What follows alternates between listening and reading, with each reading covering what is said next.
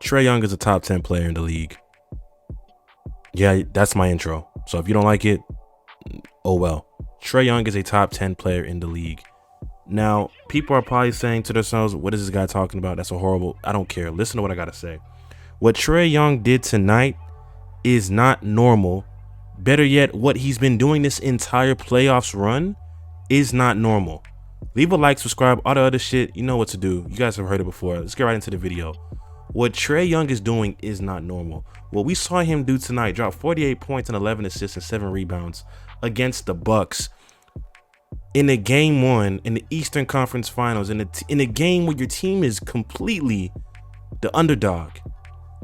Some of your guys aren't playing their best basketball by Bogdanovic, and you come out and have 48 points against what many NBA players say is the best perimeter defender in Jrue Holiday. You can go find the tweets when people talk about who are the best perimeter defenders in the league. Guys bring up Jrue Holiday. Not to mention you have Giannis Antetokounmpo on this team, and you come out and have 48 points. And it's not just the fact that he had 48 points. It's the fact that he's able to score the ball so efficiently and still bring others into the game. When it's the fourth quarter, this guy shines. He literally shines. He looks for the moment. I can go back into the first series of this playoff run. You play against the Knicks. The Knicks, now before anyone continues this video, this more so isn't a recap of the game. It's more so me talking about my thoughts of Trae Young right now, because I'm sauced. If you look at my Twitter account, I went ahead and posted a tweet about the fact that his playoff run is something that's not easy. And the fact that he's playing so great is incredible. But back to his first series against the Knicks. The Knicks were one of the best defensive teams in the league.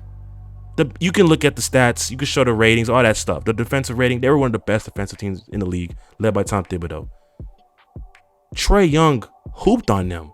He legit went into Madison Square Garden, stole 2 games, and in the final closeout game, bowed in front of the fans. He owned every single player in that series, and he was the best player by far. Okay? Advance to the second round, where you have now 3 all-defensive players on that team. Matisse Thybulle, Ben Simmons, and Joel Embiid. And you can talk about Danny Green before he was injured, who's also a good 3-and-D player on that team. What does Trae Young do? In game 1, they still game 1. Every single game, it looked like Trae Young, when it was time to win the basketball game, and the games that the Hawks win, because of course it went 7 games. Some games they didn't win. Talk about game 6 where the lights went out, when he shot the lights out, literally. This guy has been playing crazy. And I just feel like a lot of people are not talking about it enough, because I thought about it today. I was like, wait a minute.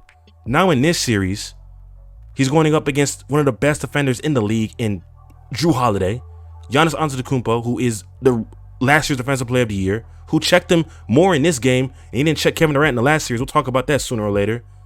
And he comes out and does this. Look, Trae Young is balling out on some of the best defensive teams that we've seen. Talk about the Knicks. Now, you can talk about them not being a great team. They did get beaten 5, but defensively, they were a solid team. The Sixers, who were a solid defensive team with 3 all-defensive players, and the Bucks, who are a solid defensive team with 2 all-defensive players. And I'm talking about defensive team members that were selected this year. This is not normal. So what he did tonight, you guys need to pay attention to Trae Young. Pay attention to what he is doing, because this is, like we've said before, the new guys in the league, from him to Devin Booker to everybody else, pay attention. The revolution will not be televised, but right now it's being televised, so pay attention. This is not normal. Now, a few things about this game. This game, I didn't get to watch most of it and all of it, but during the last few stretches, I did check it out. The Bucks are the same Bucks team that we have been talking about since. Honestly, we all understand that if the Nets were healthy, I think we can all agree, if the Nets were healthy, they would have not advanced to the Eastern Conference Finals. They wouldn't have. Chris Middleton didn't have a great game.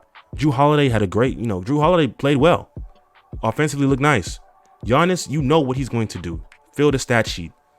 But for the lot of, oh my God. The thing about Giannis, again, he's got to figure out a way to be more, I don't know. He has no bag. To say he has no bag, it's very, very simple to know what he's going to do. And I won't talk too much about Giannis because, I mean, at the end of the day, this series isn't over. And we'll talk more about this. I will bring up one last point about this game because I don't want to take too much time. I posted a lot of videos on my channel. Go ahead and check that out. I posted a draft lottery video too, and some other videos that you guys can go ahead and check out on the channel. But I want to talk about this one pressing issue that I have. And I stopped right before I recorded this video. I went to NBA inside the NBA, you know, Ernie, Chuck, all those guys, and they were debating, arguing over the defensive matchups and the defensive game plan that the Bucks have used. Mike Budenholzer is a fucking trash coach. You heard it here first. He's trash. The fact of the matter, whenever a star is going off against him, he doesn't know how to adjust or find a game plan to stop them. Every single time, what we have noticed, if you guys have been paying attention to what the Bucks do, guys are left on the island. Jrue Holiday is a great defender, but if he's screened, who's going to help? And you saw this multiple times. Brook Lopez had 1 rebound today. What is he giving you? What is the defensive plan for this team? Look, I'm telling you right now, when this series is over, win or lose, Budenholzer has to go. He has to go. He's limiting this team for the Bucks. The Bucks honestly should have blown this team out. No disrespect to any Hawks fans, but they should have blown this team out. I am kind of excited this series will be a little bit more interesting than what I thought it would be. But my God, the Bucks, you guys should definitely not fold this game like that. But credit again to Trae Young, because again, what Trae Young is doing is not normal. One of the best defensive, 3 all defensive teams, 3 great defensive teams that he's played already. And then he has to go against at least 5 all the NBA defensive players this year that were selected. And he's still going off and just 48 and 11. I need to pay attention to what's going on in the league, man. Everything is changing before our eyes. The new generation is here. Y'all better tap in right now. But besides all that, if you guys enjoyed the video, of course, leave a like, subscribe if you're new. I ain't gonna lie to you. I'm so close to 300 subscribers. I would love to wake up tomorrow and see 300 subscribers. You know, help your boy out. But of course, again, thank you guys again for supporting me and everything that I do. But until next time, stay on beat.